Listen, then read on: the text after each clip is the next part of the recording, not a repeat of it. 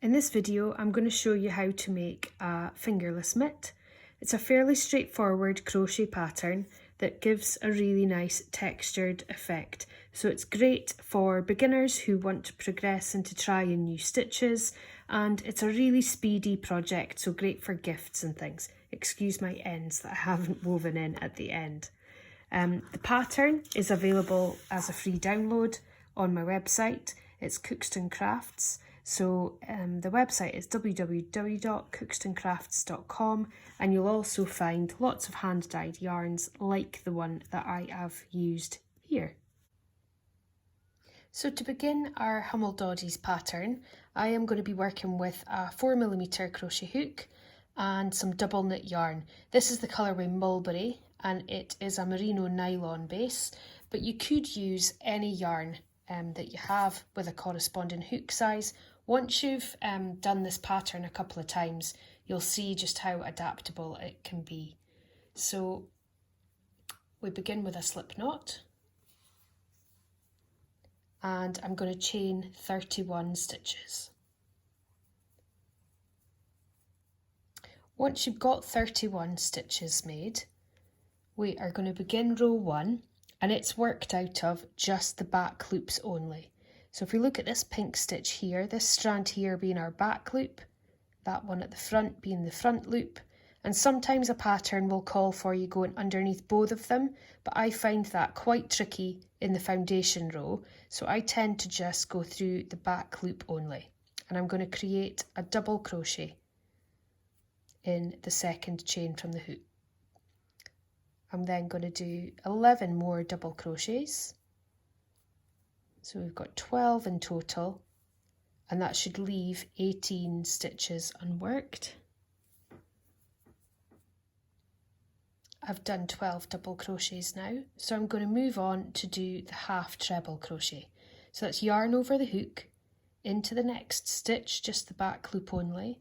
I'm catching the yarn to pull it through.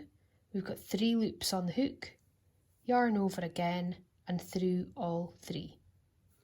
And I'm going to continue to do that until I have 18 half trebles. So I finished up with 1 half treble in that final chain at the very end. That was our slip knot that we worked to begin with. I'm then going to chain 2, and we're going to move on to row 2.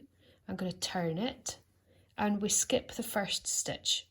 So if we look for the 4th chain from the hook, we skip these 2 that we just created, the turn and chain, we skip this green one, and then we're going to go into here.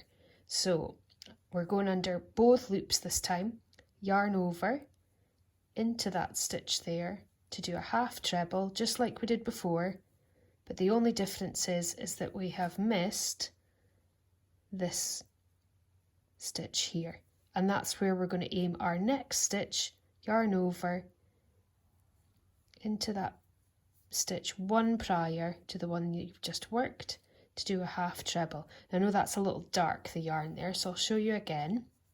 Yarn over, skip this next green one, and we're aiming for this pink one now.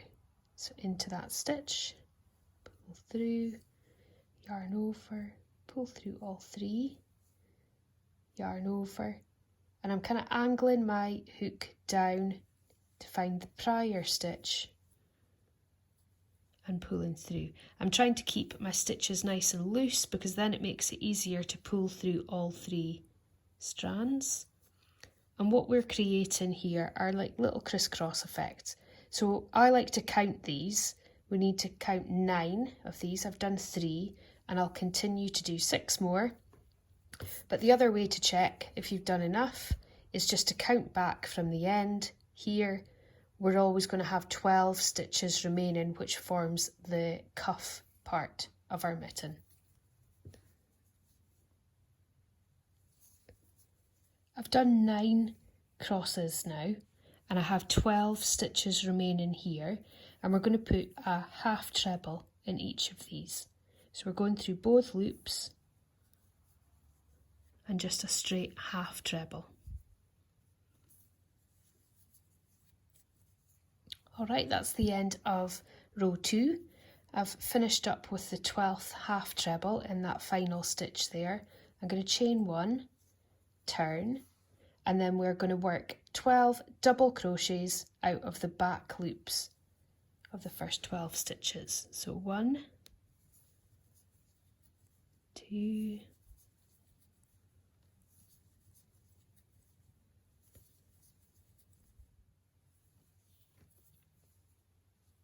'Once you've done your 12 double crochets, we move on to do a half treble, and again we're working out of this back loop only, not underneath both of them, and that just creates an extra ridge that you see here.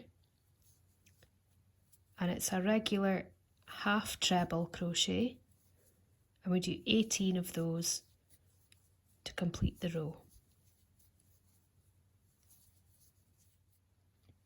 I've got 18 half treble crochets, and you'll see this ridge effect that we've created by working out just the back loops only.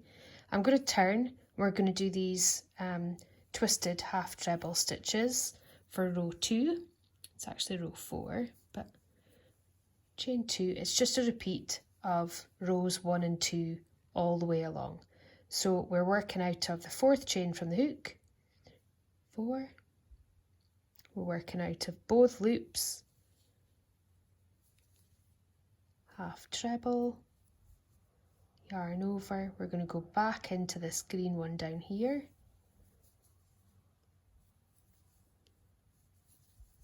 skip 1, half treble in the next, and repeat.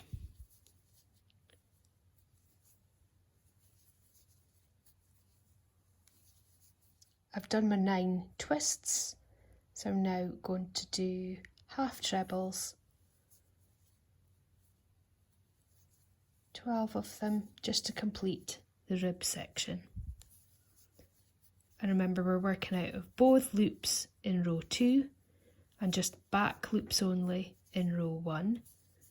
But the pattern is basically just a repeat of rows 1 and 2 until you have made your mitten the size that you want it to be. Now for a small mitten, I would say you should repeat rows 1 and 2 11 times, but it's a really adaptable pattern that you can make bigger or smaller. I would always suggest that you do this pattern as set in the free download first, before you then go on to adapt it, but you get the idea that we're creating just this textured stitch. I know it's quite hard to see in variegated yarn, but you can see it here appearing. I'm now going to show you what to do when you have made your mitten wide enough. So we're going to leave a hole for the thumb, about here. So I'm going to show you how to join the mitten together. So I'm now going to show you how to slip stitch these 2 edges together, and I'm going to pop my hook through this side. You can see these little loops on the edge, and they're actually the unworked part of the foundation chain that we created. So I'm going to pop my hook through one of them, go yarn over and pull through that loop and the one that's on my hook, turning it towards me to see the top of these stitches, and I'm going to work out of just the back loop only on this side, and then I'm going to match it up with 1 stitch on the other side, yarn over, pull through that one, and the one on your hook. And you can use this for any crochet project.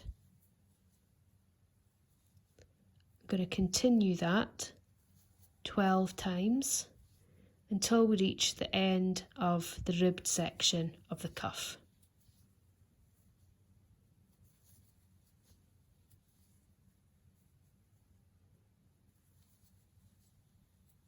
So I've just completed the 12th slip stitch, and now we need to leave a bit of a gap for the thumb.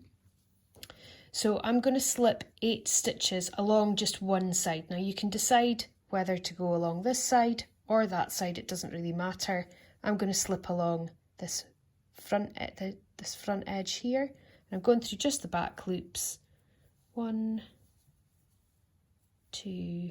I'm not pulling too tight on these, otherwise it can distort the shape of your mitten. So we're keeping things nice and loose.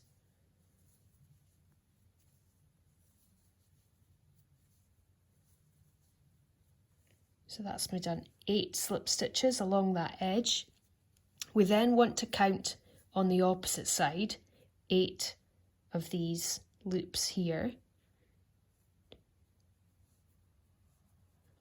8. So we want to be aiming our next stitch in here, and that's going to make sure that it matches up correctly.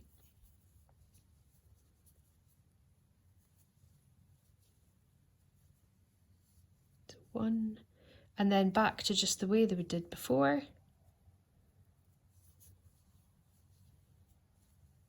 1 strand from each side until you reach the end, and then you can fasten off and weave in your ends and give it a try on.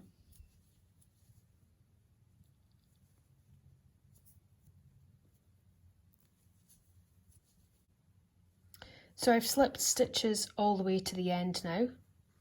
I've got the gap for my thumb here, and I'm going to turn it the right way around and then try it on for size, and you'll see what I mean when I say that you can adapt the position of your thumb. You can make the cuff a little bit longer, you can also make them wider if it's for a larger hand, but I think that's a really pretty textured mitten that can make a really fast project. I hope you enjoy it.